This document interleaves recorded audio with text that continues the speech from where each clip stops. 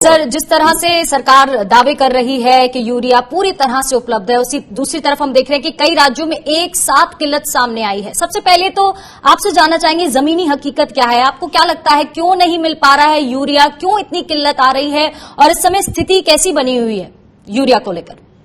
देखो, हमने एक दिन पहले भी बताया था दिक्कत कहाँ है। दिक्कत है वहां पे कि फर्टिलाइजर जो इंडस्ट्रीज है उसने भारत सरकार से सब्सिडी लेने के उसमें, और ये खेल आज से नहीं है, जब से सब्सिडी का खेल शुरू हुआ है ये प्रॉब्लम जब से ही है।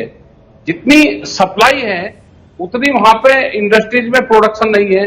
प्रोडक्शन ज्यादा दिखा के वे सब्सिडी लेते हैं और इसीलिए बड़े बड़े लोग फर्टिलाइजर इंडस्ट्रीज में आए हैं। अगर हम अपने जिलों के उत्तर प्रदेश की इनकी बात करें तो बहुत लोग जो व्यापारी थे उन्होंने कहा कि फर्टिलाइजर इंडस्ट्री लगाएंगे, मगर भाई इनका क्या मतलब है, इनके 1 बीघा जमीन नहीं है, इंडस्ट्री लगाएंगे, ये सब्सिडी बहुत आती है। और एक आदमी के नाम पे फिर जो फर्जीवाड़ा होता है, एक आदमी के नाम पे 1000 कट्टे यूरिया दिया गया है, तो फर्जी तरीके से वेरिफिकेशन करके कट्टे चढ़ाए जाते हैं और ये नीचे से लगाकर ऊपर तक की एक पूरी चेन है।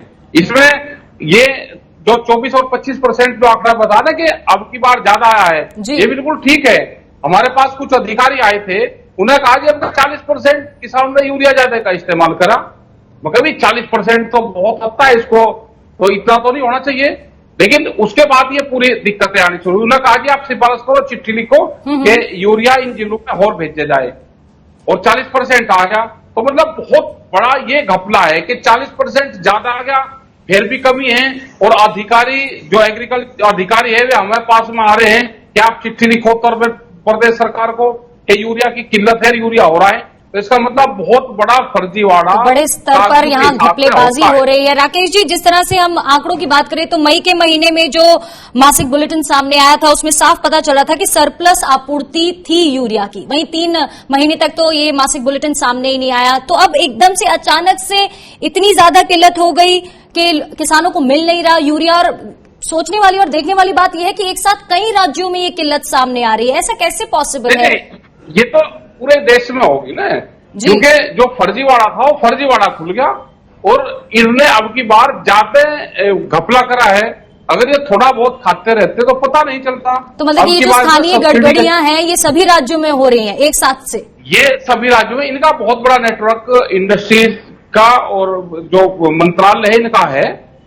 कम जाता है अगर इनका पूरा डाटा निकाला जाए कि फैक्ट्री से जो रॉ मटेरियल है वो कितना आया, कौन से ट्रक में यूरिया कहाँ गया, उसकी बिलिंग कहाँ है, वो सारी चीज अगर देखेगा तो पूर्ण रूप से पता चल जाएगा। रॉ मटेरियल का पता कर लो कि कहां से रॉ मटेरियल आया, कहां गया, कितनी सब्सिडी गई, तो इंडस्ट्री से ही पता चलेगा इसका। वहां से ही फर्जीवाड़ा पूरा एक बहुत बड़ी चेन इसमें है, किसानों के पास तक नहीं गया और पूर्ण रूप से इसकी कमी हुई है। तो अब भारतीय किसान यूनियन इस मुद्दे को किस तरह से आगे लेके जाएगा राकेश जी, क्योंकि ये बड़ा मुद्दा है? हम इसकी पूरी जांच की बात हमने करी है कि इसका पूरा जांच हो जाए, जो स्कैंडल्स है इसमें सामने आए, और जब तक डायरेक्ट सब्सिडी किसान को नहीं मिलेगी ये फर्जीवाड़ा इसी तरह से होता रहेगा। बहुत आदमी और भारत सरकार कह रही है कि भाई ऑर्गेनिक फार्मिंग पे जाओ, बहुत किसान ऑर्गेनिक फार्मिंग भी कर रहे हैं, उसके बाद भी किल्लत है, उसके नाम पर भी सब्सिडी आती है। जो किसान ऑर्गेनिक फार्मिंग कर रहा है देश में फर्टिलाइजर सब्सिडी उसके नाम की भी आ रही है। जब तक ये किसानों के नाम पर सीधी सब्सिडी नहीं जाएगी ये फर्जीवाड़ा पूर्ण रूप से चलता रहेगा। जी, शुक्रिया राकेश टिकैत जी हमारे साथ जुड़ने के लिए और इस चर्चा में शामिल होने के लिए।